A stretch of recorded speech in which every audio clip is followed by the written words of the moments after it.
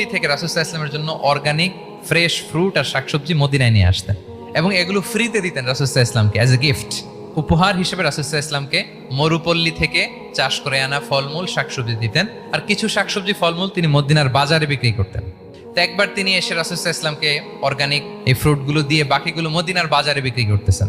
রাসূলুল্লাহ সাল্লাল্লাহু আলাইহি ওয়াসাল্লাম বাজার ভ্রমণে গেলেন, যে দেখে ওই তো জাহের, উনি আবার কানা রজুলান দামিমান, একটু কুৎসিত দেখতে, একটু খাটো কুৎসিত শ্যামবর্ণের ছিলেন। তো ওনাকে দেখেই রাসূল সাল্লাল্লাহু আলাইহি ওয়াসাল্লাম পিছন থেকে এরকম ঝাপটে ধরলেন, পিছন থেকে হাগ করলেন। আর তো পিছন থেকে যখন ঝাপটে ধরলেন, উনি তো দেখতে পারতেছেন না কে ধরলো। উনি বলে মান হাদা আরসিলনি, এই ছাড়ো ছাড়ো, কে কে, এই কোন লোক আমারে ধরলো, ছাড়ো ছাড়ো করে অস্থির। যখন পিছনে ফিরে দেখে আল্লাহ রাসূল সাল্লাল্লাহু আলাইহি ওয়াসাল্লাম, এখন আর ছাড়াছাড়ি করে না, এখন ওনার পিঠটা রাসূল সাল্লাল্লাহু আলাইহি ওয়াসাল্লামের বুক মোবারকের দিকে আরো লাগাই দিচ্ছে।